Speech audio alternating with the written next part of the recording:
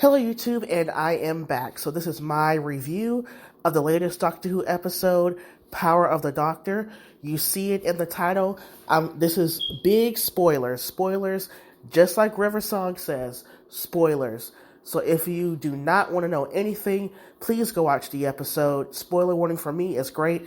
Go watch it and come back here. So just like I said, I really enjoyed this episode. And I think it really encapsulates the strengths of the 13th Doctor and the strengths of the Chibnall era, in my opinion. And I know people have their varying opinions on this era. I will talk about that in my next video. But for right now, I'm going to talk about Power of the Doctor. I am so happy that this episode was, I think it was like a roughly 88, 90-minute episode, because there was a lot to really dig into when it came to certain storylines. But I really love how everything was balanced in this episode. You had the Doctor and Yaz, you had Tegan and Ace, and Kate at Unit, and, the beginning with Dan. And I think the way they handled Dan leaving, I think was actually really good, with him having a near-death experience. And that gave more time to Yaz and the Doctor throughout the whole entire episode. And of course, the Master just hamming it up. Sacha Dhawan was just hamming it up, and I just loved it. And of course, they could not resist the Rasputin song and the dance and whatever. I was like, okay, if you want to go all out, go all out. I mean, this is the same show that had Toxic Play by Britney Spears back in season 1. So why not? You couldn't resist. But overall, I think with the story, of course, you have the Doctor, you have Daleks, you have Cybermen trying to take over the world yet again, as they always do.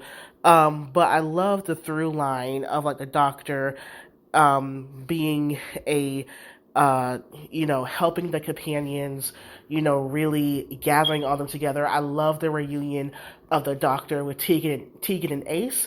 Now, as for me, I've only seen one episode that included those companions, and I kind of know their story. I don't know the whole story. I kind of know their story. I've known of them as I've, watched the show for the past almost nearly 10 years. And so when those moments hit, like when we saw the 5th Doctor and the 7th Doctor appear to them in the AI type thing, I really thought that was a great way to like tie up those stories and to really, it wasn't an overdrawn, long out scene. It didn't feel like useless cameos. I feel like it served the story they were telling and serving the Doctor and the legacy of the character, as the show always does. I was really surprised and thankful that nothing was leaked, because those surprises, I think, were great, especially in the scene where the Doctor is on the cliff, and you see the 1st Doctor, you see the 5th, 6th, and 7th Doctor, and 8th Doctor, and he's not wearing robes, of course, but I really enjoyed that. And those type of things, and of course, the ending, I will get there, really encapsulates the legacy of the show, and it's a nice nod to, like, next year, considering it's the 60th anniversary. So I think that was handled well. I really enjoyed that. And once again, I think it was a great way of use of cameos of, classic Doctors coming back to the show, and also classic companions and classic storylines. Now, as for the current storyline, I love that Yas has taken charge. I've really enjoyed her character. Once again, I know there's mixed opinion on the character of Yaz, but I've always loved her since Series 11, and I think really from Series 12 till now, I think she's been utilized in a great way. She's really come forward, really, I won't say proven herself, but really has become over the time more confident and more assertive with her feelings. And the scenes between her and Sacha Dhawan, between Mandip Gill, it was amazing. I did not expect that, and I really felt the love that she had for the Doctor. And speaking of love, yes, I think everyone, of course, I'm going to get to the Thasman of it all. I think everyone and their mother, we all thought there was going to be a kiss in this episode, or a kiss goodbye, or just a kiss to kind of give in a little bit, and then, of course, go away and break apart and whatever.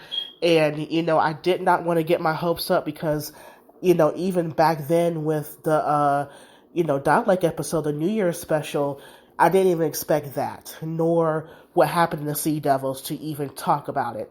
And I was like, are they going to give us a kiss? Are they going to do something? I'm not sure. Like I said, I did not want to get my hopes up. And so, for me personally, I understand people who were not satisfied by that, and I understand that completely. On one hand, I was kind of hoping, because there were moments towards the end where that could have happened. But I personally was satisfied with the ending because they have a very clear understanding of each other and all that stuff, of their relationship and where they stand, and who they are to each other. And I'm happy that Yaz isn't like disappeared or whatever. She's alive, she's well, she's in modern, Sheffield, and she's not, whatever. So that's, what I asked of her. And they left obviously on really great terms. And the scenes between her and Jodie, fantastic. I've always loved their chemistry. Mandip and Jodie from the beginning has, stood out to me when it came to their dynamic, and I loved seeing Graham again. I really enjoyed his character. I wish Tosin was there, but I understand, actors and scheduling or whatever, but it was nice to kind of, hear Ryan mention and everything, and, and once again, talk about the classic companions, I thought the inclusion of Ace and Tegan was very nicely put in there, because, they haven't been in the show, in the proper show, for so long. And, in this episode, it felt like they've been here for the whole entire time. And I thought they were integrated very, very well, and everything. And I thought their individual scenes of, like, saving each other and going against, the Daleks and Cybermen, I thought were really great. And now, as for the ending, I loved the counseling scene, or the group therapy scene. That has been talked about and joked about through fandom the whole entire time. Like, oh, the companions get together, talk about the time with the doctor and, all their experiences. And I was like, oh, this is what this is. And I was like, wait a minute, there's some extra people in here. Oh, there's Joe Grant, there's Ian, there's Mel. And I thought she was Liz Shaw, but then when I rewatched it, I was like, no, that's Mel. And I was like, oh my God. Like, I did not expect any of this. And some people's headcanon of, like, the chair that's empty is for the late, great Sarah Jane Smith. So I'm going to stick with that headcanon. But that was great to see, once again, the show honoring its legacy and honoring what came before, what's in the present, and what's going to come after. And I thought the lead up to that, to Jodie's Regeneration, was so beautiful.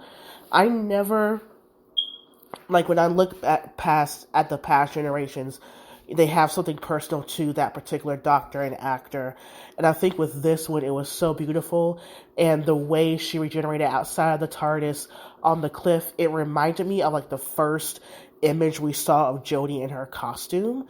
If you remember that, like, I made a video about that years ago when they first released Jodie in her doctor costume, or her on that cliff, and the sunset behind her. That's always been kind of like the iconic look of Jodie Whittaker's doctor and her silhouette, and also the other poster where she has her back towards the camera, and it's like the sun either is at dawn or the sun is setting or whatever.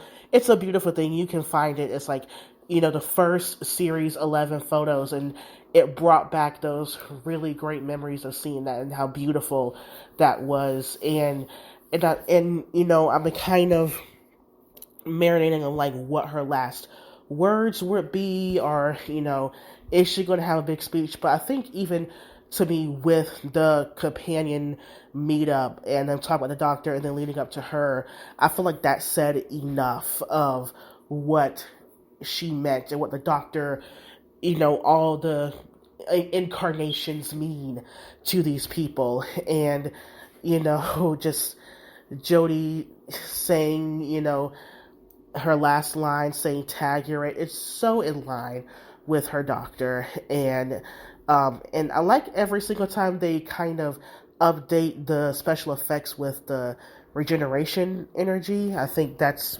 interesting of how they keep upgrading that over the years. But at the end of the episode, there's been high speculation if it was going to be Shooty or David Tennant. Surprise, surprise, is David Tennant.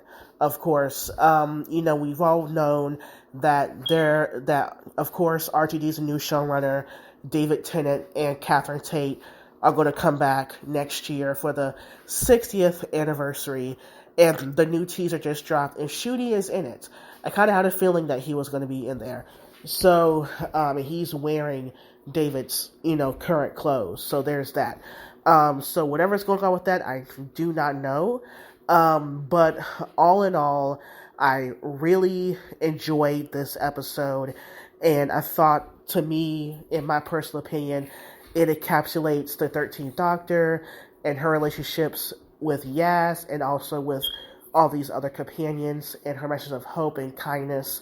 And like I said, I think the ending of her generation was really beautiful.